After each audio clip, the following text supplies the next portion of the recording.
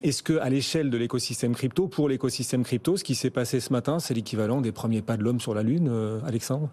Peut-être pas aller jusqu'à ce genre de comparaison parce que on l'abordera peut-être plus tard, mais pour l'utilisateur final, ça change pas grand-chose.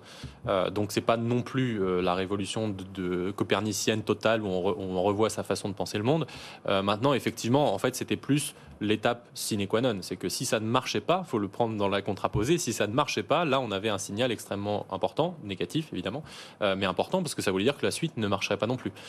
Donc là, le signal est plutôt positif parce qu'il n'y a pas eu d'embûche, ça marche très bien et tout va bien. Maintenant, elle n'est pas sur la Lune, je ne vais pas aller jusque-là, mais en tout cas, c'est peut-être la seule chose qui est comparable, c'est qu'il y a un aspect saut dans le vide qu'on retrouve aussi avec l'espace, que je reprends régulièrement en ce moment, parce que le cœur, le moteur dont on est en train de parler, parce qu'il s'agit vraiment plus du moteur que des roues, il s'agit vraiment de ce qui fait tourner la machine.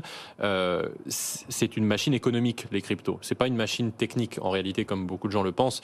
Les cryptos, et en particulier Bitcoin, qui est la première d'entre elles, n'ont apporté en soi aucune innovation technique. C'est un assemblage d'innovations techniques qui existait déjà.